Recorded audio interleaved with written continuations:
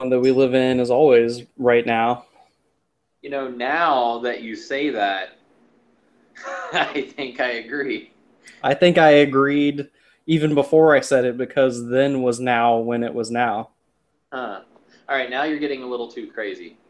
All right, fair enough. Oh, hey, wait a minute. We are live Oh, we were this whole right time? now for the World Map Podcast, episode 15. Can you believe we've been doing this? This is our 15th episode already.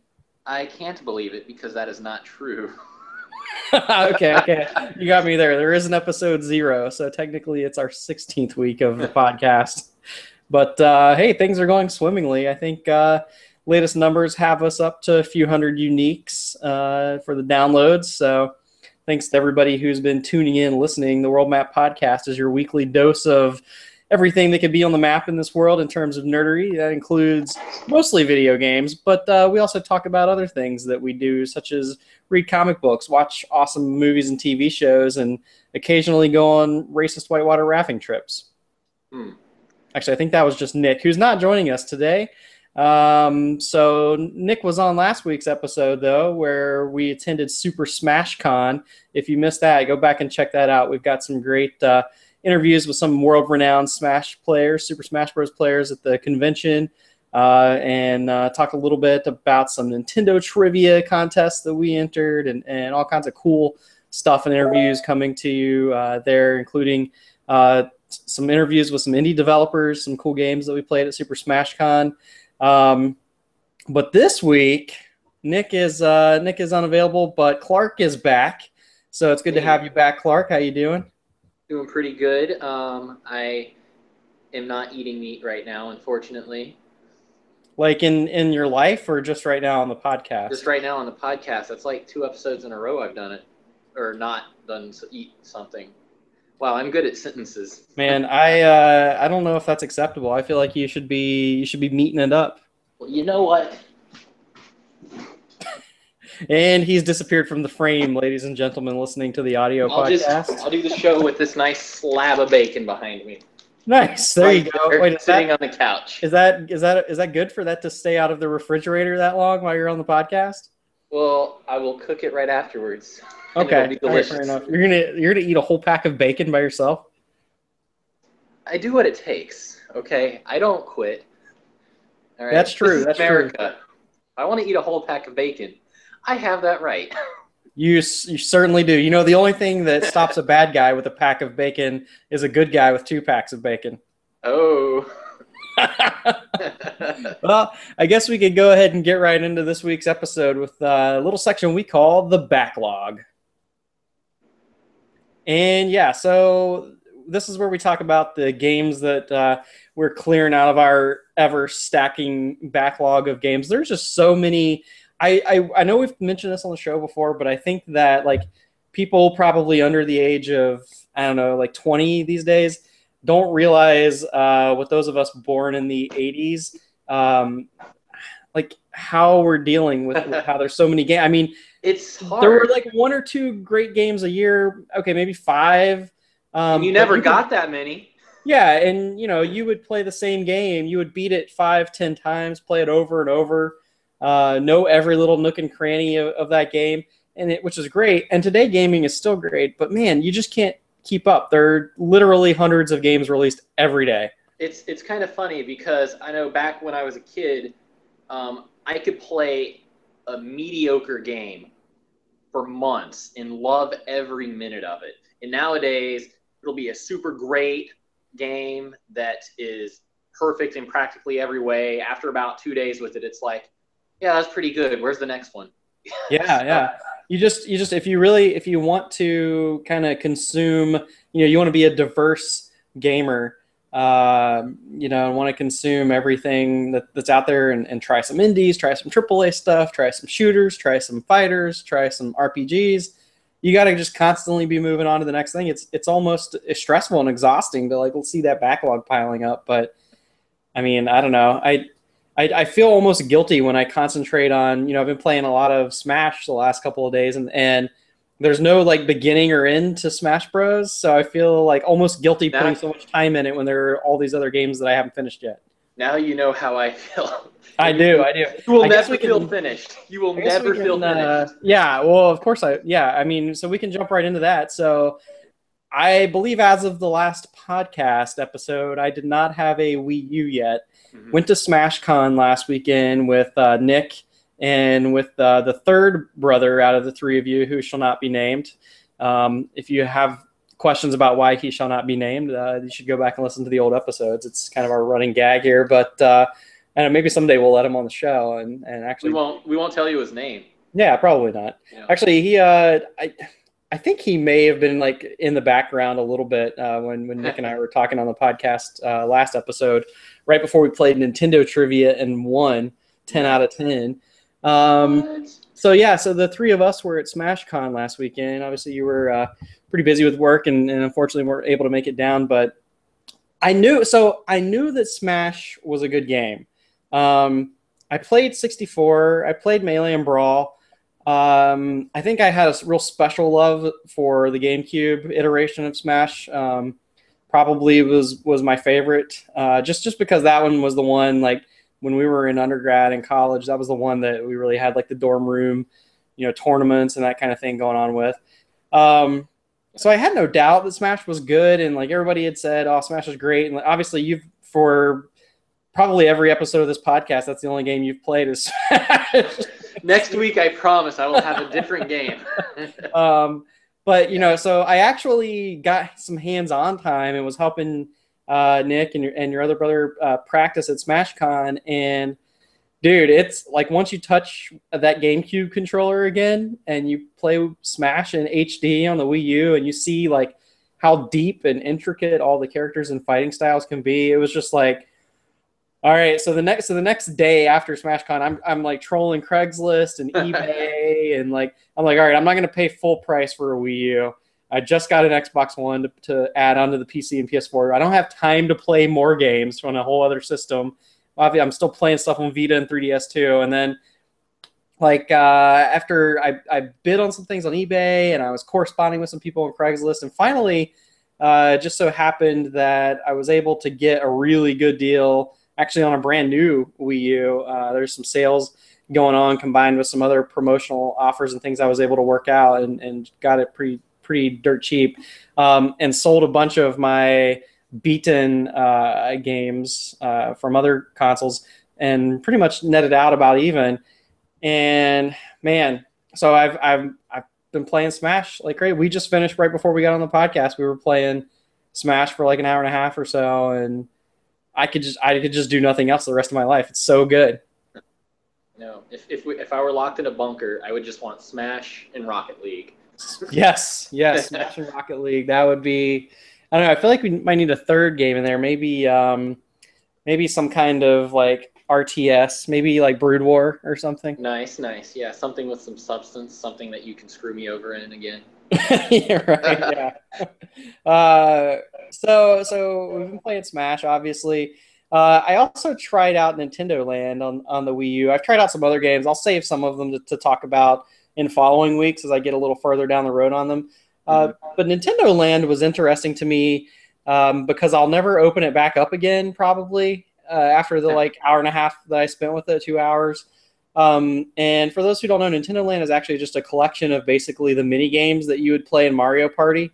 But it's really smart about how it shows off that gamepad. And so it makes sense in context of when the Wii U launched and when Nintendo Land came out as like kind of a tech demo for all the different ways you would be able to use that gamepad. Right. But in the context of August 2015, where we're at now, everybody like Nintendo, nobody's making games for the gamepad. Like that thing sits over in the corner with the screen on while I'm using the Pro Controller or the GameCube to actually play something. Yeah. But yeah, those games were sort of fun for a couple minutes. See, now I got the Wii U at launch actually, and when I played Nintendo Land first because that's what it came with, and I was a little excited because even though the games are kind of fun, they're fun, but they're also kind of corny. But they really showed off some of the unique things that could be done and different gameplay styles that can't really exist without it. But the problem is nobody's sinking to nobody. It was not financially viable for any company to sink development time into games that take advantage of those unique features. And so everything ended up being a port or something to that effect of other games, the established gameplay styles that can be done on any old system that without the gamepad.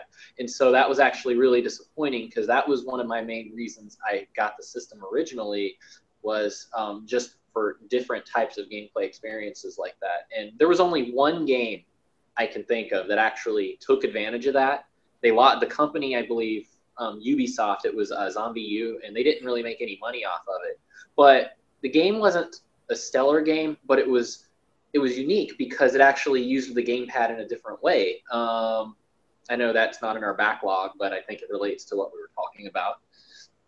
Like, usually whenever you're in a game, like a zombie game or something, if you need to change weapons or something, you have to pause the game and go through a menu, and so that gives you time to think. But in Zombie U, everything was in real time, and so the way you browse for your items, it's in your backpack, so you have to take your eyes away from the main television screen, but you could still be attacked or something, and so you have to kind of be very aware at all times of what you're doing. And so that was something that they haven't done with any other game.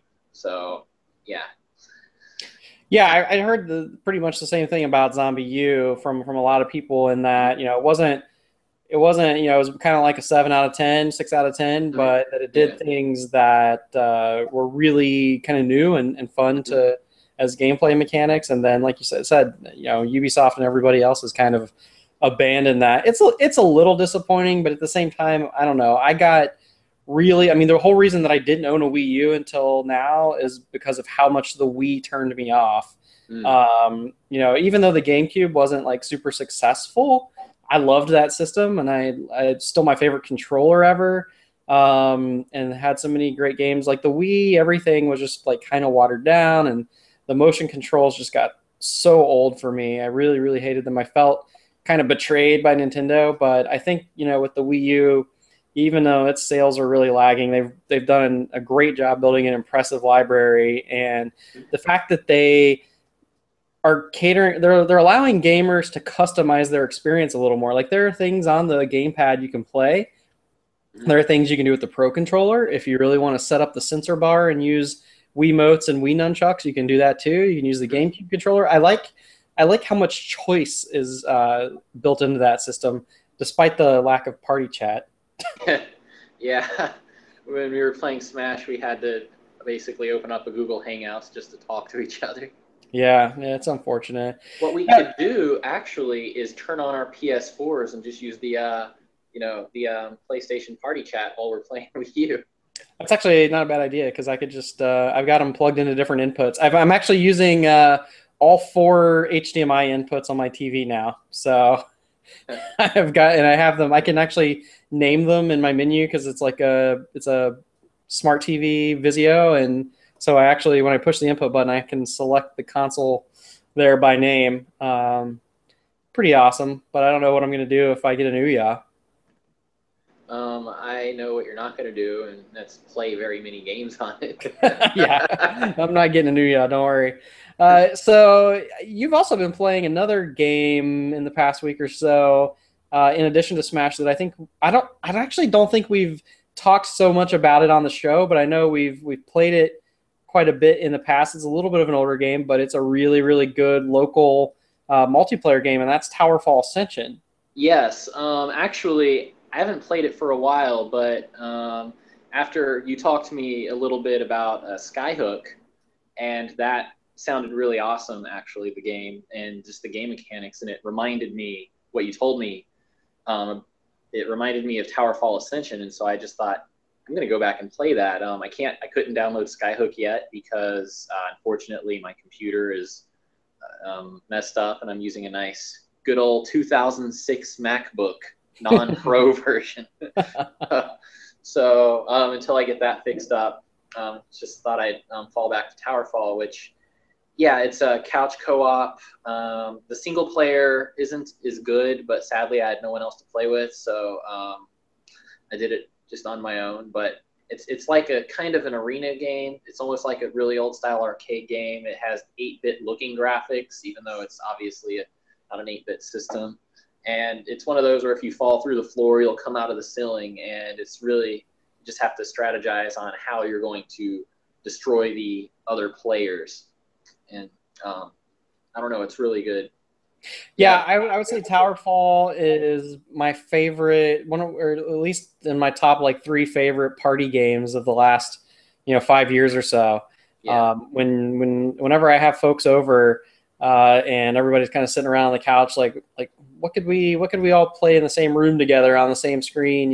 Because we've talked about on the show before, a lot of games leave out that whole like same screen couch multiplayer aspect these days and just have an online mode of some sort. Right. But Towerfall, I wish Towerfall had an online mode to go with its offline modes, but which you can do some of that over share play with the PS4. But man, what a fun game! Yeah, just shooting arrows across the map at each other and trying to dodge, and then there's some different power ups and things.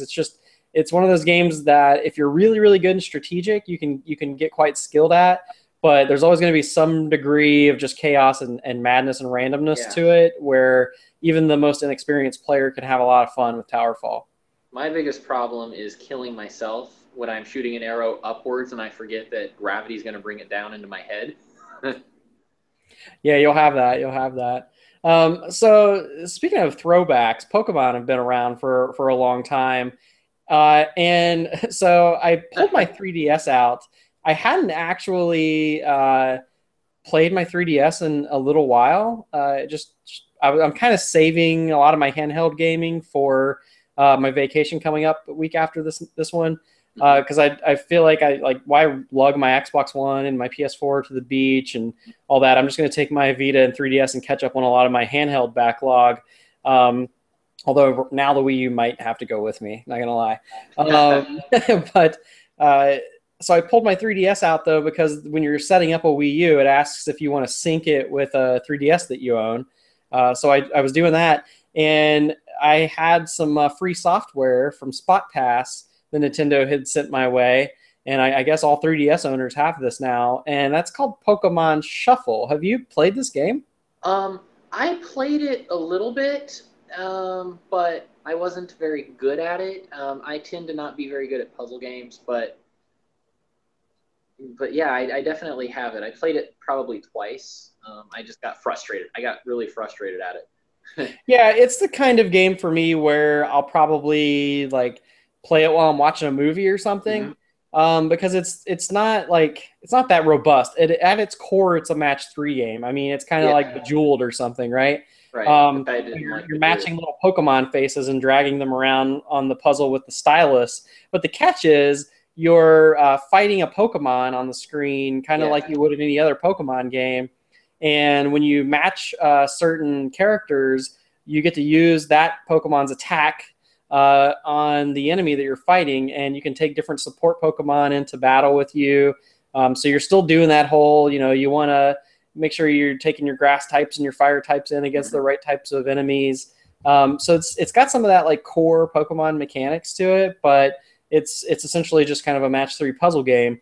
So it's free to play. It's interesting. It's fun as kind of a distraction second screen game.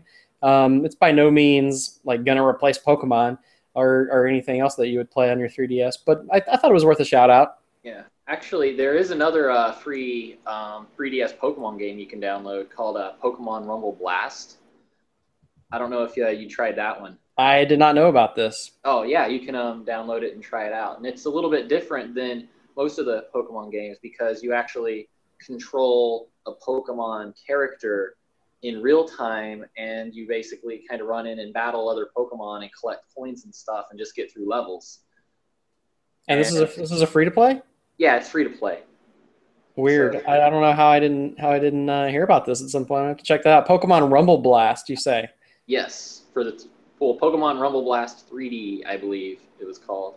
Cool. All right, I have to check that one out. So one more game in the backlog this week, and this is a new game. Just came out this week. Came out Tuesday. I had it pre-ordered on my PS4, so downloaded and while I was at work and everything, and then I came home and played it. I beat the entire game between Tuesday night and Wednesday night. I live streamed a little bit over it on my Twitch channel.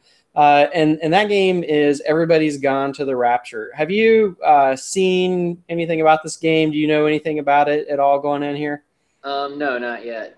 Okay, so this game intrigued me because I thought it was going to be like somehow loosely based in like the biblical That's what it rapture and sounds like like. yeah, and like have like some kind of, um some kind of like theological undertones or something neat to it.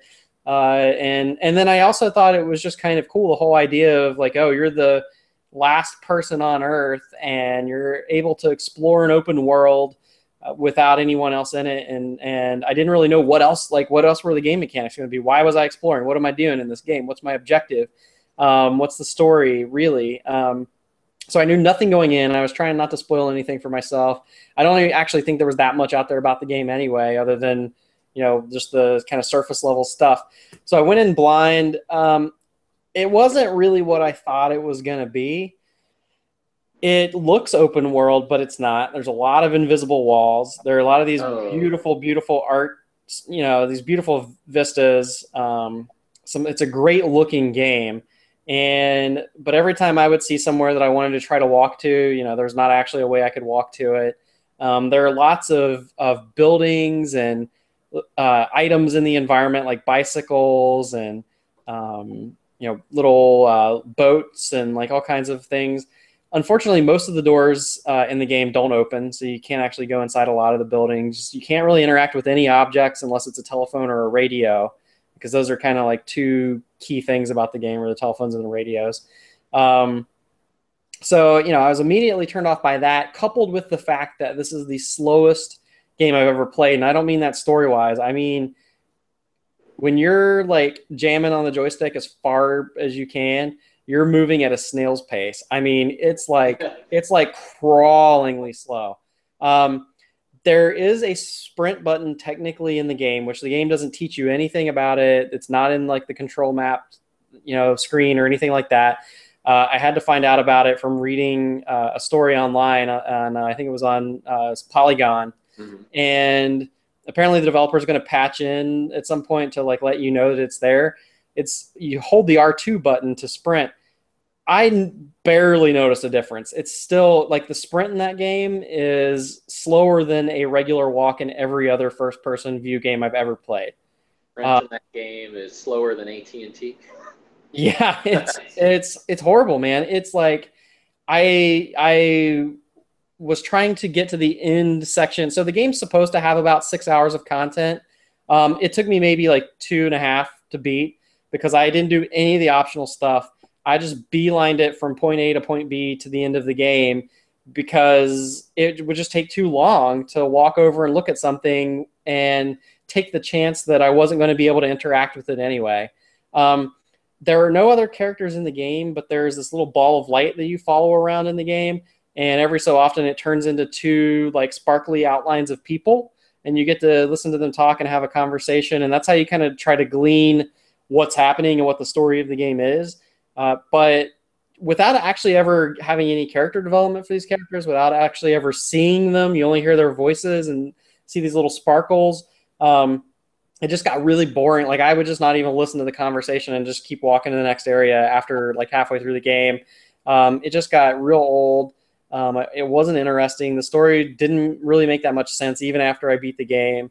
And really it's nothing to do with what you would think it is. I mean, really the premise is like there's some virus in the phone lines and the radio waves that somehow causes the flu and like wiped all these people in this town out somehow. I mean, that's not spoilers. That's just like you learn that very early on. So I don't know. The aesthetic of the game, really cool. Like the idea of like that setting where you're the only person exploring it. I would like something like that in the future, but that has actual gameplay mechanics and a story that makes sense and that's interesting and that's not so daggone slow to walk. And the music, I mentioned it's pretty, the aesthetic's nice, and the music is done really well. And in fact, when you like find something that's kind of a meaningful clue in the game, The music has this great sort of way that it picks up and whatnot. So I really enjoyed the music of the game a lot. Probably the strongest thing about it, but I unfortunately I can't recommend Everybody's Gone to the Rapture to anybody. Like I would say skip it. Hmm. But download the soundtrack. Absolutely, yeah. The soundtrack's great. All right, so with that, I guess we can move right on into our topic of the week. And this week, you and Nick, of course, are still working on your top 10. If you missed my top 10 games of all time, you can go back and listen to old episodes and hear about those and see if you agree or disagree, and then let us know at worldmapcast@gmail.com. Also, anybody who's watching the live show right now, feel free to submit questions. We've got the Q&A panel up. But for this week's topic of the week, actually not going to happen right here live because we had a live interview with Quasi from Megastorm Games, who's the lead developer on a game you mentioned a minute ago, Clark, which is Skyhook. Yes. So we're going to take a pause just 1 minute, and for our people listening to the audio podcast, you'll now get to hear the interview that we did with Quasi on a little game called Skyhook. All right, and so it was really great talking to Quasi. I really appreciate him taking time to chat with us earlier this past week. Skyhook was a great game. You mentioned before that it kind of has a similar aesthetic to Towerfall Ascension. It's available now on Steam Early Access, so I recommend everyone go check that out. I believe now I hear the news motorcycle rolling in there, Clark. Yep, there it was. So, some big news this week, and this actually I think came out yesterday, but we knew this was going to happen sooner or later, I guess. But Disneyland and Walt Disney World are getting Star Wars Land, which will be a whole new planet in the Star Wars universe, featuring Star Wars characters running all the restaurants and like rides, presumably, and like Millennium Falcon and like just everything imaginable Star Wars is going to happen. And then in the meantime, Disneyland is going to be adding some Star Wars stuff to the existing Star Tours rides. But what do you think about this, man? You want to go to Star Wars Land? I want to live in Star Wars Land. That sounds incredibly exciting. I'm wondering, because they're going to have restaurants in there and everything. It's not just some rides, because that's how Disneyland or Disney World both are. Everything is themed. So I think do you think they will actually have maybe the cantina from Tatooine? Well, I want it. I like certainly want that. But from what they're saying so far is it's going to be like a brand new world, and I saw some people tweeting, in reaction like, "Great, I'm tired of seeing Hoth and Tatooine all the time." But I'm with you, man. I want to walk into Mos Eisley Cantina. I want to like sit down and watch the band play. I want to see Greedo and Han shoot it out. I want to see Ponda Baba get his arm sliced off with a lightsaber. All of it. I mean, I don't know if they'll be doing all that, but even though it's a new planet that they'll be doing at this Star Wars Land, it's going to be, in my opinion, heavily influenced at the very least by the stuff people recognize from the movies. I mean, that's what this, I think, would make them the most money anyway. And so I expect to see something like that. Yeah. And so I think you have been, but I have never been to either of the Disney parks before, and I've always. How dare you? Yeah, well, I've never wanted to. I've never had a desire to, because when I hear people go, they spend like tons of money. It's really expensive, and then like they're like, yeah, I just stood in line for 90% of the time I was there, just standing in lines. Yeah, that you pretty much summed up Disneyland. So I mean, I really want to go to this, but I know like as soon as it opens for as long as the next trilogy is going on, it's going to be ridiculously crowded and whatnot. I'm not going. I feel like it opens. I feel like though, like Star Wars is the one exception where I would be willing to do that. Like I kind of just want to go anyway. I'd probably wait at least a year. That way all the kinks get worked out, and also the big, huge rush of the fans will be well, not over, but because everyone will always be wanting to go. But like when something new comes out, just a huge mass of people want to do it, and so I'd probably wait at least a year. I'll probably go once or twice, like it, not take pictures, and and then just start heading to Cedar Point again each time. There you go. There you go. What if we made our own Star Wars land? Yes. We could just do that. Yeah. I don't know Yeah. how exactly. I mean, maybe I got some cardboard boxes out in my garage. We could start there making AT-ATs or something. Yes, and I can take my old computer stuff that's broken that I didn't throw out yet and pull the circuit boards out and tape them to my shirts so that I can act like I'm a robot. I wasn't sure where you were going with that, and that was not where I thought it would end up. What did you think? I thought it was gonna like be the control panel for the AT-AT or something. No, but no, you're gonna strap circuit boards to your chest. That makes a lot more sense. Actually, it's funny. I've done that before, and then walked around and acted like I was a robot. Got the idea from what was it? Not Beverly Hills Cop, but Police Academy 2, I think. The guy that makes all the sounds. Oh yeah. Nice. So in other Star Wars news, we also got a director announced for Episode 9, which Episode 7 is coming out this year. Yes. Then we got to wait on 8. By the way, Rogue One will be in between those, and then presumably between 8 and 9 will be the Han Solo standalone movie, we think. And then Colin Trevorrow was named this week as director for Episode 9, which will be the third and final movie in this third Star Wars trilogy.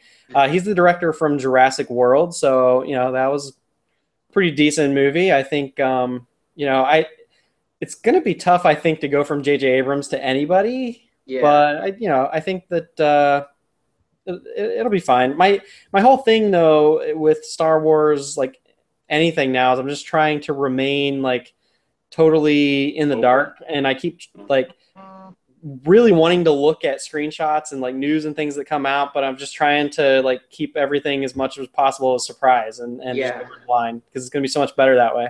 The last Star Wars thing I decided to actually look at was the trailer that came out a while back. Yeah, definitely. And I can watch that every day. I pretty much do watch that every day, including the one with the new scene in it with the First Order and all the stormtroopers. Nice. Awesome. So I guess now we can move on from the news. That's kind of the big news this week is Star Wars stuff, and talk about non-gaming in the section called We Have Hobbies. So I don't know if I've mentioned on the show before or not, but I've been reading the Song of Ice and Fire series, which is the novels by George R.R. Martin that the Game of Thrones HBO TV series is based on. Game of Thrones is actually the name of the first book in the novel series. And I just finished the third one called Storm of Swords. And I am very much enjoying these books. I don't know if you're a fan of either the books or the show. I want to, but I haven't taken a look at any of it yet, mainly because everyone says that, oh, that's something you're going to like, you should try it out. And I'm kind of contrary, so I'm like, I am not going to try it out for 3 years. Makes sense. Yeah, so I've seen the first season of the show, but I've been trying to read the books first and not let the show spoil the books for me. Although I think I'm close to the point in the books where they begin diverging from exactly how the show is playing out. And the first two books were like 10 out of 10, awesome, amazing. The third book Storm of Swords, started out a little slow for me. I actually got like 200, 300 pages in and just kind of like stopped reading it for weeks. I was just like, this is kind of, it doesn't have the magic of the first two. It's a little boring. I guess this series kind of wears out its welcome. And then I came back to it and read one more chapter one day. And oh my God, some crazy stuff happened. Some characters who you never thought would like ever die may or may not have been killed.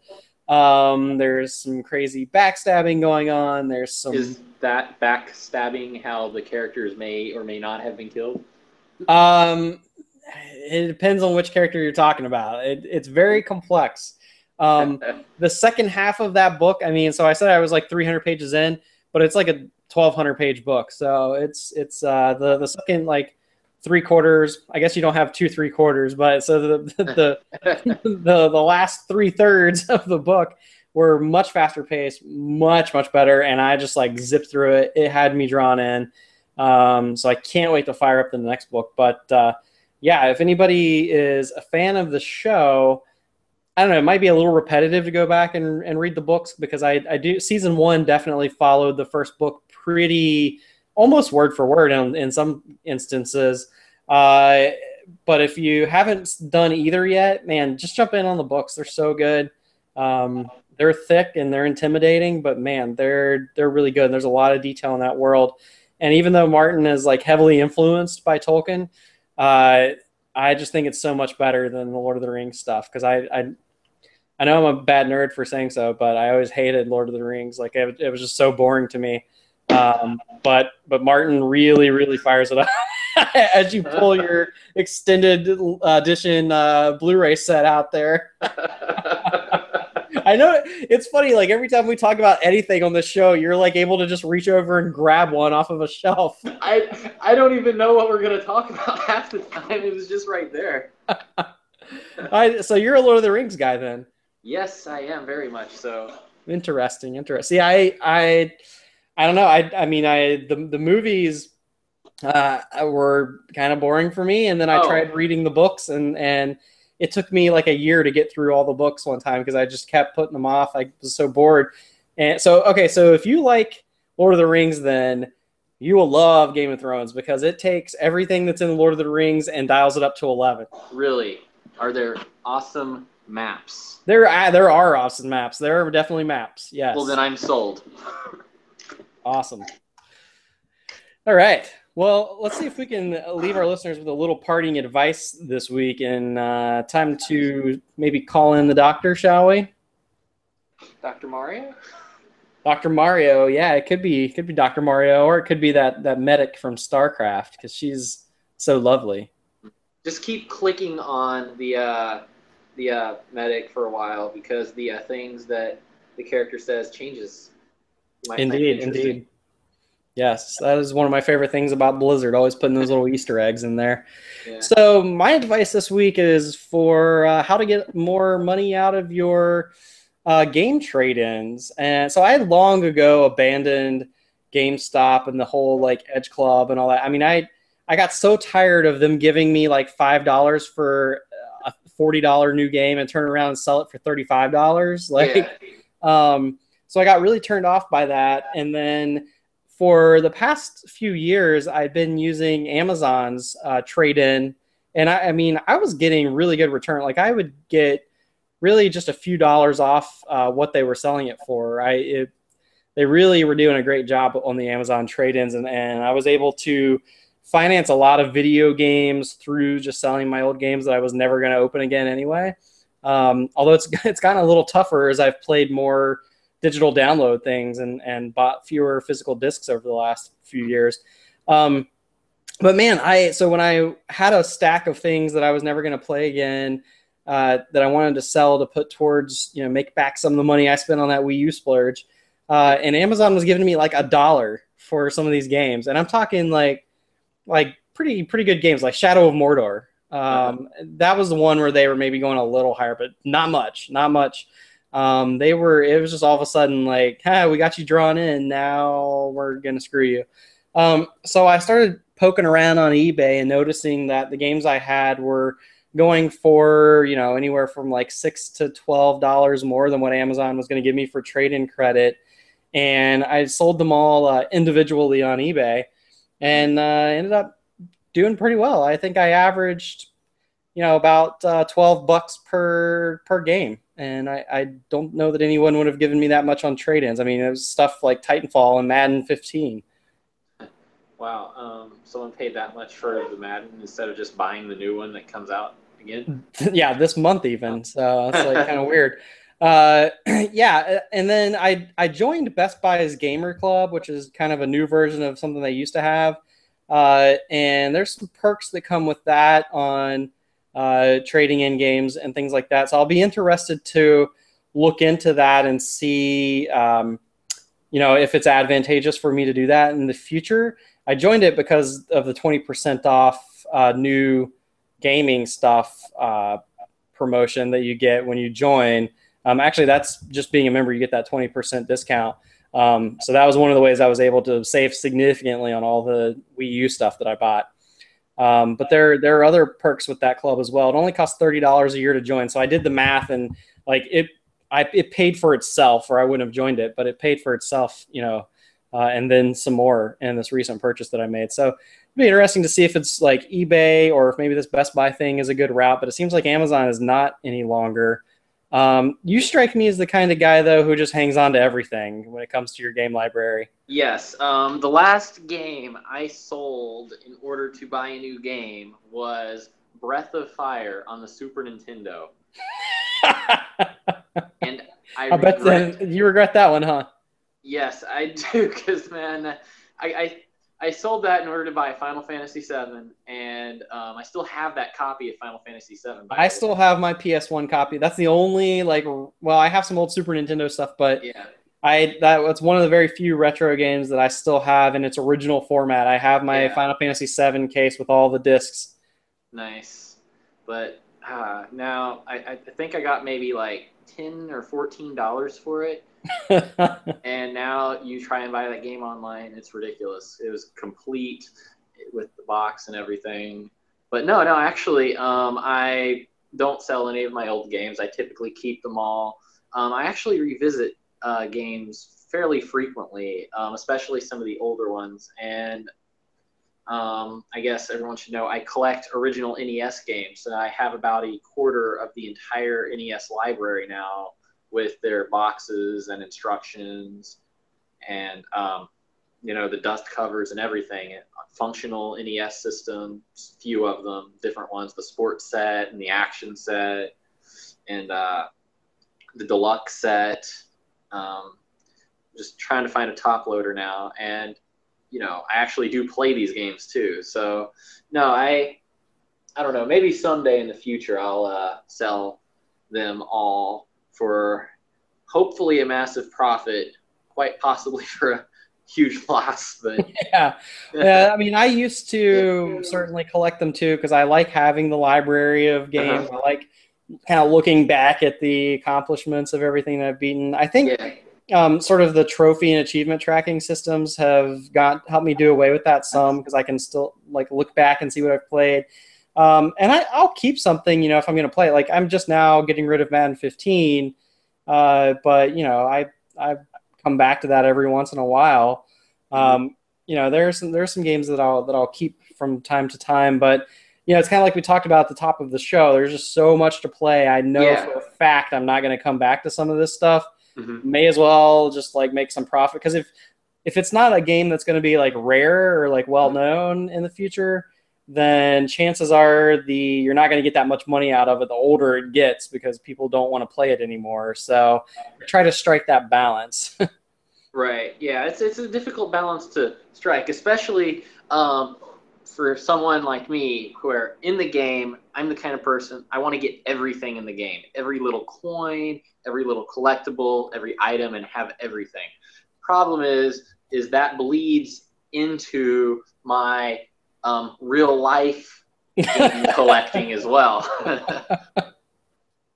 Yeah, well, you call it a problem. I call it admirable. Yeah, it's admirable until I'm on Hoarders anyway. Well, I'll if you ever are on Hoarders, I hope I get the cameo. Nice. All right. Cool. All right. Well, let's say our farewells then for the week. And I want to thank everybody for listening. Thanks everybody who tuned in to the live show. We do it every weekend here on the World Map Podcast, live via Google Hangout. And then the live show gets archived on YouTube. And then so you can search for the World Map Podcast on YouTube if you want to rewatch the live show or catch the video that you've missed. And then obviously we're going up on iTunes, Stitcher, and our website with the audio podcast each and every week.